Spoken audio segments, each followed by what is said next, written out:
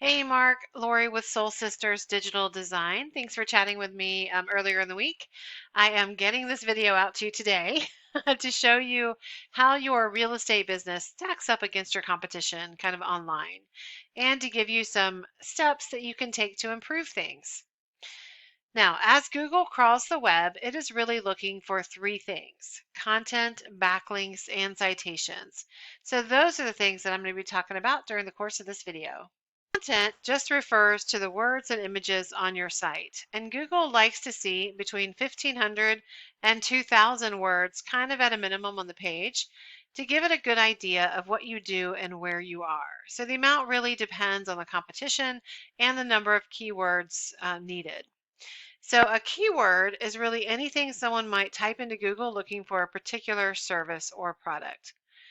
Now I've got your website pulled up here. I will say that I love all of the images. People love pictures, right? And it's a lot of pictures of the homes that you're doing. I like how you give some good information about yourself and the different um, professional accolades that you have. I really like the reviews. Reviews are very telling, obviously, and then of course the featured homes. However, and so part of it is that I know that you do both styles of real estate. You do commercial and you do residential. It doesn't really so much talk about that on here. And so you would really want to try and target both types of real estate on this page so that there is no doubt at all that that's what you do. I will tell you that when I plugged your website into a word counter, you're sitting at about 882 words. So, not bad, but not quite to that new threshold. It used to be that Google liked to see 1,000 words, but now the target really is 1,500 to 2,000. So you've got some room to grow, and really targeting both commercial real estate using those kinds of keywords and commercial and residential real estate, really emphasizing that that is what you do and where you do it will help Google know that. Now let's look at what a Google search might look like. So I went ahead and just typed in commercial real estate agent, Gainesville, Florida. I know that's what your seat is in BNI, but I figure it's also, half of your business or whatever. So let's take a look at who the top commercial real estate agents are that are showing as that in Google. Now, when you type in a Google search, what comes up first is a map. This map is being used more and more by people. It's very user friendly. They've got kind of all the information at their fingertips, the business, how far away it is, like on the map. It's got reviews. So by ranking in this top three, you will see about a 30% increase in traffic over just your organic results. Now, to get in this top three, you need to have a Google business page. You need to have it completely and correctly filled out. And then you need to also have citations. So have your name, address, and phone number listed in as many relevant directories on the web as possible. So everything from Yelp and Yellow Pages, I mean, Facebook can even be one. But basically, the more times you have that happen, your name, address, and phone number appearing in a directory in the exact format, the more power it gives to your profile.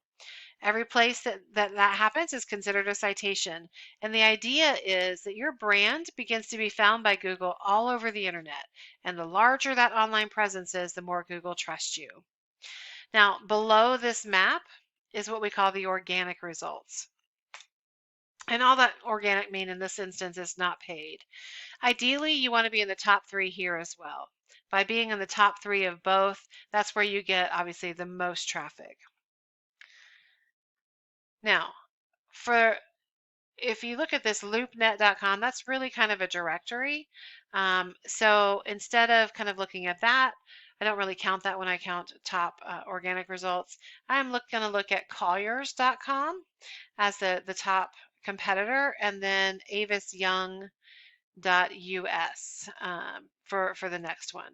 So we will take a look at both of those for the purpose of this video. Now, when I am comparing websites, I like to use a tool that I call Ahrefs. And so let's take a look at your website as it relates to that. So When I plug in your URL, now you are a subdomain, it looks like, of Watson Realty Core.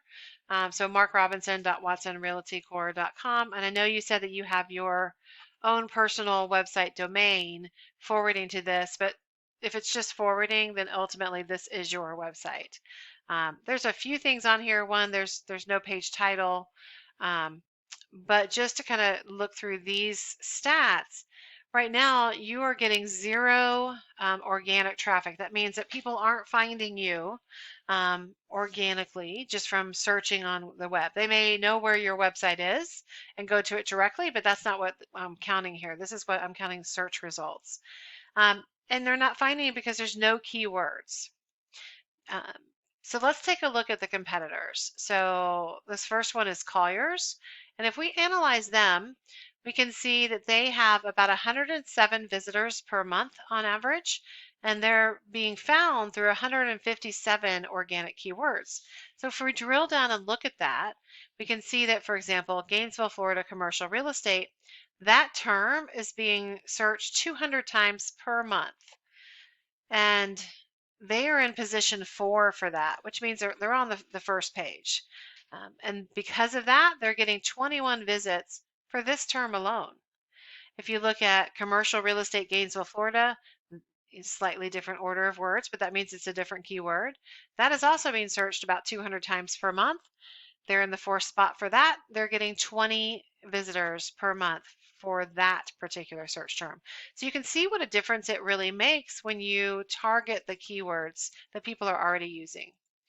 And if we look at this Avis and Young and analyze them, they are getting about 43 unique visitors per month off of about 151 keywords.